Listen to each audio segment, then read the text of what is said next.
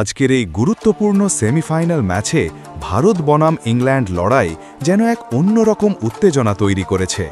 আর এই উত্তেজনার মাঝেই ভারতীয় দলের হয়ে দুর্দান্ত এক ইনিংস খেললেন সঞ্জু স্যামসন। মাত্র ৪২ বলে ৮৯ রানের ঝড়ো ইনিংস খেলেছেন তিনি। ইনিংসটিতে ছিল ৮টি ৪ এবং ৭টি বিশাল ছক্কা। শুরু থেকেই ইংল্যান্ডের বোলারদের ওপর চাপ সৃষ্টি করেন সঞ্জু। তার ব্যাট থেকে বের হওয়া প্রতিটি শট যেন দর্শকদের হৃদয়ে নতুন করে আশা জাগিয়েছে। এই ইনিংসের বিশেষ দিক হল তার আত্মবিশ্বাস এবং নিখুঁত টাইমিং।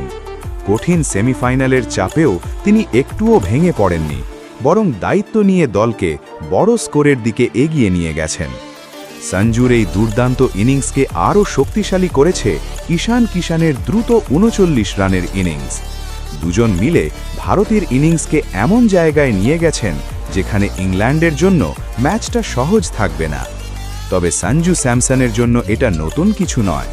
এই টুর্নামেন্টের আগের ম্যাচগুলোতেও তিনি ভারতের জন্য বড় ভূমিকা পালন করেছেন। যখনই দল কঠিন পরিস্থিতিতে পড়েছে, তখনই সঞ্জুর ব্যাট থেকে এসেছে গুরুত্বপূর্ণ রান।